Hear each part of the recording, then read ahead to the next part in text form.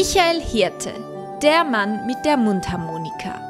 Vor über 10 Jahren gewann der Deutsche die Castingshow Das Supertalent vom Fernsehsender RTL.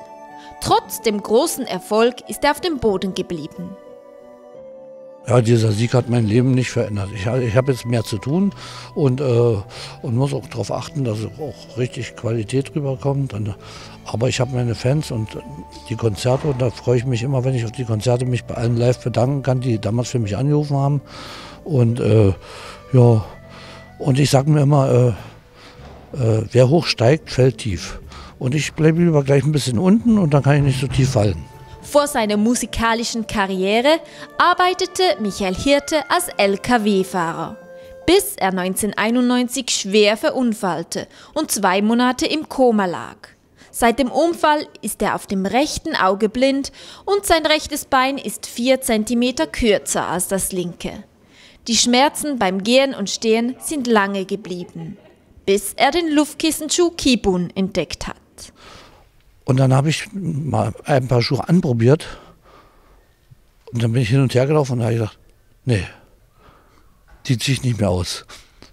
Ich habe nichts mehr gemerkt, das hat nicht mehr wehgetan, gar nichts mehr. Ich kann mit die Schuhe laufen und seitdem ich die Schuhe trage, sind auch meine Kreislaufprobleme alles weg.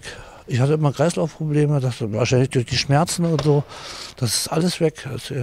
Und seitdem habe ich nur noch diese Schuhe. Und ich habe mir gleich von jeder Sorte was besorgt und einfach der Hammer, diese Schuhe. Dank dem Kibun-Schuh kann sich Michael Hirte nun auch auf der Bühne freier bewegen. Normalerweise habe ich immer auf der Bühne einen Hocker gehabt, habe ich jetzt auch bei diesen Konzerten, weil es ein bisschen länger, aber wenn ich mal eine halbe Stunde spiele oder so, dann musste ich damals schon einen Hocker nehmen, mich hinsetzen, weil ich hatte richtig Schmerzen beim Stehen, ich habe das richtig gemerkt. Und das habe ich jetzt bei diesen Schuhen nicht, da kann ich oben auf der Bühne stehen, da kann ich mich bewegen, kann ich spielen und tut nichts mehr weh. Den Unterschied zu den alten Schuhen mit harten Sohlen kennt Michael Hirte kaum mehr. Ich trage nur noch die Schuhe. Normale Schuhe anziehen, weiß ich nicht, wie das ist. Seitdem ich in Bad Ems diese Schuhe angezogen habe, seitdem geht alles super und brauche ich keine anderen Schuhe. Er staunt noch heute, wie rasch seine starken Schmerzen weg waren, als er den Luftkissenschuh das erste Mal angezogen hat. Das war ja sofort weg. Ich konnte ja gleich laufen und ich musste mich nicht mehr hinsetzen, weil es wehgetat oder so. Hätte ich niemals gedacht, dass es sowas gibt. Seine unglaubliche Erfahrung gibt Michael Hirte auch seinen Freunden weiter. Ich hab schon mal jemanden das vorgeschlagen, der hat auch Probleme gehabt mit der Wirbelsäule und so. Der hat sich auch die Schuhe, hat er sich vor kurzem mal, habe ich ihn mal wieder getroffen, hat er gezeigt, ich habe auch die Schuhe, guck mal und so. Ich sage, und? Einwandfrei, Hammer. Geht besser, das ist weg, sagt er.